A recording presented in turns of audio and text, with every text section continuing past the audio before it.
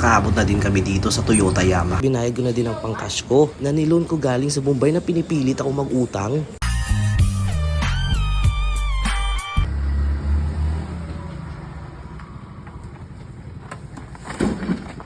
Ano na? Kumuha na tayo ng motor. Tagal-tagal nyo kasi. Ano ba yan? Uulan na oh. Tara na, payamahan na tayo. Dito na mga kasaway, nakasaway na tayo sa ating Mitsubishi Hilux na Suzuki. What? Papunta na tayo sa Toyota Yamaha. Dito na tayo sa may tulay ngayon. At kukunin na natin ang ating bagong motor. Ito, malapit na tayo sa Toyota Yamaha at kukunin na nga natin ang bagong motor natin. Alright! What's up mga kasulit? Panibagong araw, panibagong gastos na naman! Gago! Thank you, Yamaha. Yun sa kasamang palad, hindi nga kami nakakuha ng motor. Ang sabi kasi sa branch, wala daw silang Toyota Sniper. Gago! Balik na lang daw kami kinabukasan kasi wala daw yung nagre-release ng motor, alas 5 na. At baka sakali bukas meron na daw. Kaya uwi na muna kami gamit ang Mitsubishi Hilux sa Suzuki. Gago! Kaya eto, umuwi kami luwaan pero masaya. Gunggong!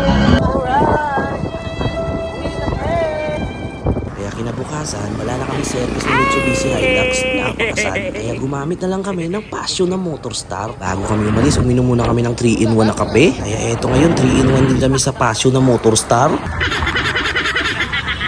Ganyan talaga sila pag umangkas. Maswerte na lang kung hindi matodas. Member kasi sila dati ng mga snatcher na nakamotor. Kaya bihasa talaga sila yung mag-balance sa motor.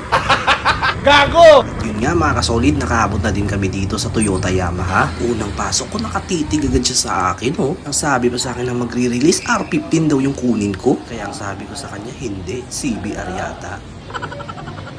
Masimas ko pang throttle niya at inisip ko kung magandang pangalan niya. Kaya kinuha na agad ng iba. Putya, naka-reserve pala. No! Pero sa awa naman, meron ka palang natira sa warehouse. Kaya sabi ko, ika-cash ko na with insurance para may assurance. Kaya ito, with the power of Mang Torne, pinirmahan ko na ang dapat pirmahan. Binasa ko na din ng maigi ang illegal documents na to para sakaling mahuli tayo ng LTO ay may alam tayo. Kaya mas lamang ang walang alam. Alam mo kung bakit? Dahil mas maraming check ang iyong ticket. Kaya, wear helmet. Gago! Eto at binayad ko na din ang pangcash ko na niloan ko galing sa Bombay na pinipilit ako mag-utang. What? Tinanong ko pa yung cashier kung pwede i-home credit kasi pwede ko naman applyan. Tapos ang sabi niya sa akin, hindi daw sila tumatanggap ng credit card. Gago! I-cash ko na lang daw kasi umutang naman ako sa Bombay. May less pa nga daw ng 1,000 pag cash. Kaya kinash ko na para sibuyas na lang ang ulam namin bukas. Gunggong! At sa wakas, ang sarap talaga ng mga ngiti ko dito.